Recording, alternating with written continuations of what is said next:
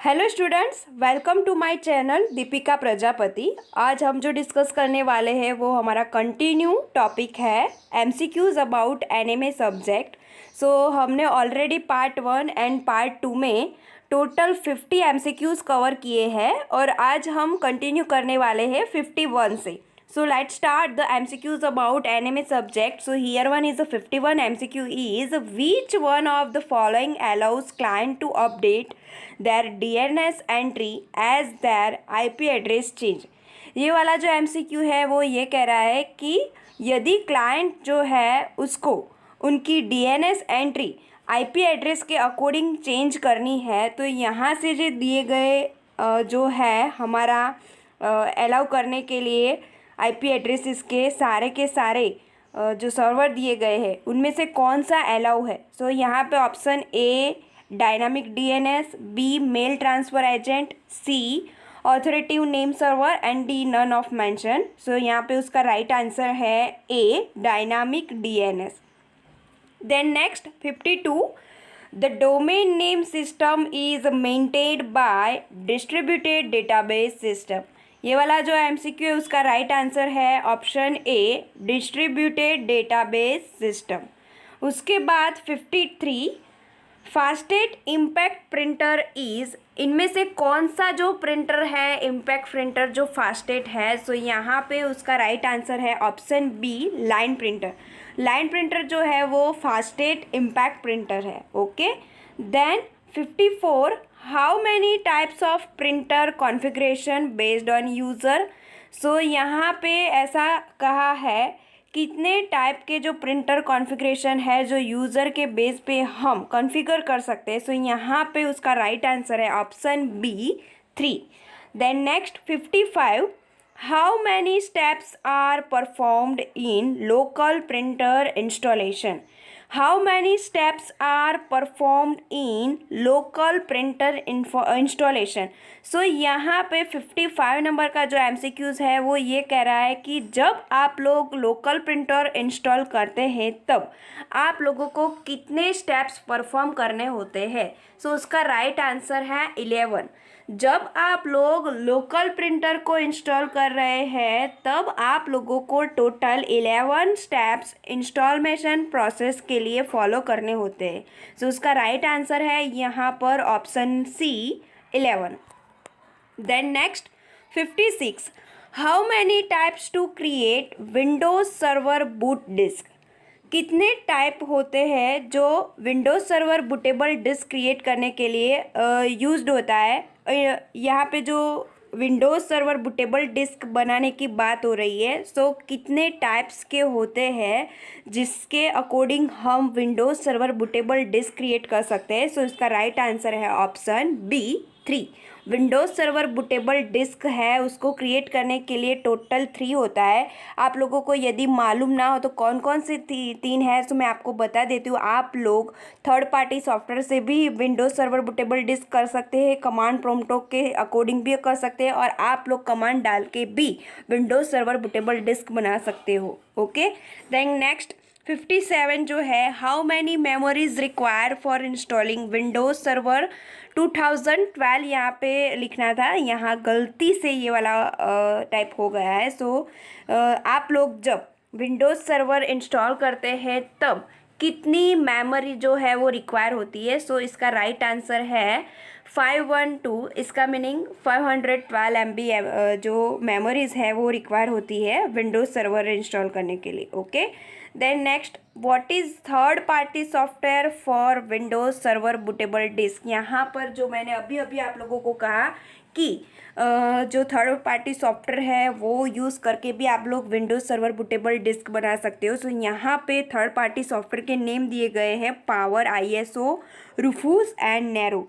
ये वाला तीनों के तीनों सॉफ्टवेयर जो है वो हम विंडोज़ सर्वर बूटेबल डिस्क बनाने के लिए यूज़ कर सकते हैं। इसका राइट आंसर है option D all of above. Then next 59 which of the following would be logical first step in trouble shooting a PC। यहाँ पे जो ऑप्शन दिए गए हैं उनमें से ऑप्शन बी जो है वो राइट आंसर है define the circumstance of the problem. So यहाँ पर ऐसा कहा है कि जो आपका ट्रबल शूटिंग है पीसी में, उसका जो लॉजिकल फर्स्ट स्टेप है वो कौन सा स्टेप है जो हमारी जो ट्रबल शूटिंग आ रही है विंडोज़ सिस्टम की आपकी पीसी में वो अलाउ करता है। सो पहले आप लोगों को जो आपकी सिस्टम का प्रॉब्लम है उसको डिफाइन करना है। ओके, सो इसका राइट आंसर है option B.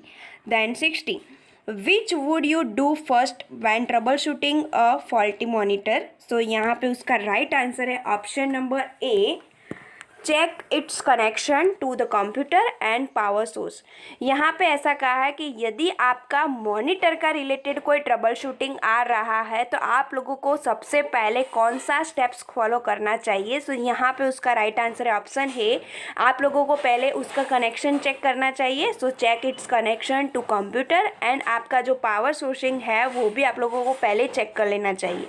Okay, then next, you have a PC with no video star, which of the following is least likely to be causing the problem। so यहाँ पे उसका crash hard drive जो option C है उसका right answer है। यदि आप लोगों के पीसी के साथ कोई एक लिस्ट वीडियो जो है उसमें कोई प्रॉब्लम आ रहा है तो उसका कौन सा रीज़न हो सकता है। सो उसका रीज़न है ऑप्शन सी, क्रैश। आपकी जो हार्ड ड्राइव है वो शायद क्रैश हो चुकी होगी, इसीलिए आपको इस टाइप की एरर आ रही होगी, प्रॉब्लम आ रहा होगा। Okay, then 62, when connecting a ribbon cable to connector, how do you know which direction to plug it in। so उसका राइट आंसर है option B, the colored line in the cable goes to pin #1। Okay, so right answer है option B. Then 63, you see the message invalid media device and after installing a new hard drive, what do you do next। यदि आप लोगों को इस तरह का message show होता है आपकी स्क्रीन पे इनवैलिड मीडिया डिवाइस और उसके बाद आप कोई न्यू हार्ड ड्राइव जो नई है उसको इंस्टॉल करते हो तो सबसे पहले आपको कौन सा स्टेप फॉलो करना है। सो पहले कौन सा स्टेप लेना है, फॉर्मेट करना है उसको। So option A is the right answer of 63 MCQ, format. Okay, then next 64, digital voltmeter can be use to measure. हम लोगों ने ये डिजिटल वोल्ट मीटर का जो टॉपिक है बहुत अच्छी तरह से हमारे वीडियो लेक्चर सीरीज़ में अंडरस्टैंड किया है। सो इसका राइट आंसर है, आप लोगों को शायद पता ही होगा कि जो डिजिटल वोल्ट मीटर है वो वोल्टेज, टेम्परेचर एंड प्रेशर जैसी कई एक्सेट्रा जो है थिंग वो मेजर करता है। Okay, then digital voltmeter है वो सिग्नल जो होता है वो कन्वर्ट करता है एनालॉग टू डिजिटल में। सो उसका राइट आंसर है A, analogue to digital signal. Then next 66, a digital voltmeter reduce parallax error, that this statement is true या false। so obviously this statement is true because digital voltmeter reduce parallax error। so इसका right answer है A, true।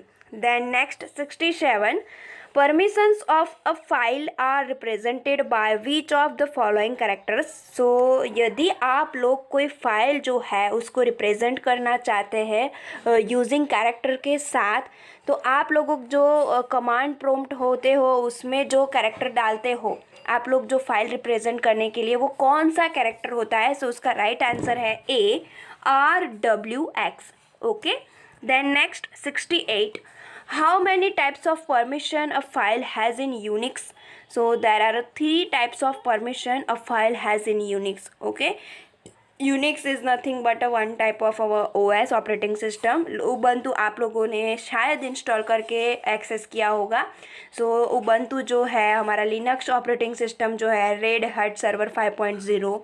सो ये हमारी जो operating system है उनमें से एक जो हमारा यूनिक्स है उसमें यदि हम फाइल परमिशन करने के लिए एक्सेस करते हैं तो कितने टाइप्स की परमिशन जो फाइल है यूनिक्स के लिए वो एक्सेस करने के लिए होता है। सो उसका राइट आंसर है option C, 3। Then 69, when we create a file we are the owner of file, that is true.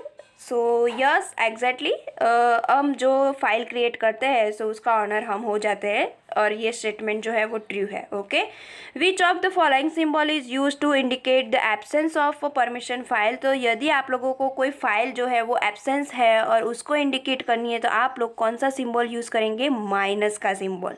सो इसका राइट आंसर है dash, it means minus. Then 71, if a file is read protected we can write to the file. यदि file protected है, उसको कोई password दिया हुआ है, तो आप लोग उसको राइट या रीड कर सकते हो? नहीं कर सकते हो। यहाँ पे ऐसा किया है कि हम लोग उसको राइट कर सकते हैं, तो उसका मीनिंग है, उसका आंसर जो है वो फॉल्स है। उसका आंसर क्या है? B, false. The right permission for a directory determines that we can add or remove files to it. So इसका right answer है option number D. Then 73, what is execute permission? So permission to search or navigate through a directory is execute the permission about our directory services. So इसका option D जो है वो right answer है. Then next 74, network design process is and blank process. So इसका right answer है iterative. Okay, then 75, which are the most important factors to know more about user. So उसका right answer यहाँ पे जो D है, all of एबो। सो यहाँ पे आप लोग देख सकते हैं उसका जो राइट आंसर है bandwidth requirement, storage requirement, service requirement. ये सारे के सारे जो फैक्टर्स है वो यूज़र के लिए यूज़र को जानने के लिए बहुत इंपॉर्टेंट है। So bandwidth requirement, storage requirement and service requirement, all of above is the most important factor to know more about user. Then 76, which are not network service। यहाँ पे जो सर्विसेज दी गई है उनमें से नेटवर्क वाली सर्विस कौन सी नहीं है? सो उसका राइट आंसर है ATM सर्विस, जो नेटवर्क सर्विस नहीं है। ऑब्वियसली वो इलेक्ट्रॉनिक सर्विसेज है, आप लोगों को पता ही है। सो यहाँ पे हम 76 तक यहाँ पे रुकते हैं। उनके आगे 77 जो है वो हमारा अगले वाला जो पार्ट आएगा, पार्ट 4, हम वहाँ से कंटिन्यू करेंगे 77 पार्ट 4 में। सो यहाँ तक आप लोगों को कोई भी डाउट है, और यदि आप लोगों को मेरा जो ये वीडियो है वो अंडरस्टैंड हो जाता है अच्छी तरह से, तो आप लोग अपने फ्रेंड्स के साथ शेयर कीजिए। और मोस्ट इम्पॉर्टेंट थिंग, आप लोगों को यदि इसकी PDF चाहिए तो मैं आप लोगों को जो पार्ट 4 में 100 तक कंप्लीट करूँगी, सो पार्ट 4 में जब मैं 100 तक कंप्लीट करूँगी तब पार्ट 4 के जो वीडियो लेक्चर सीरीज़ है उनका डिस्क्रिप्शन बॉक्स जो होगा वहाँ पे मैं लिंक डाल दूँगी। सो आप लोग कीप वॉचिंग करके पार्ट 4 तक का वेटिंग करना। सो पार्ट 4 में मैं आप लोगों को 100 MCQ तक कंप्लीट करके उसकी लिंक जो है वो मैं डिस्क्रिप्शन बॉक्स में भी डाल दूँगी। So I hope you all easily understand about this anime MCQs from this video lecture series. And please आप लोगों को यदि अच्छा लगता है उसको शेयर करो अपने फ्रेंड्स के साथ, और like, share and subscribe and press the bell icon for the notification. And dear all students, once again thanks to all of you, give your support. And आप लोग वेटिंग करना पार्ट 4 के लिए। मैं 100 तक कंप्लीट करके उसकी डिस्क्रिप्शन बॉक्स में लिंक भी डाल दूँगी, ये वाली जो PDF है 100 तक की वो। Okay, so once again thanks to all of you.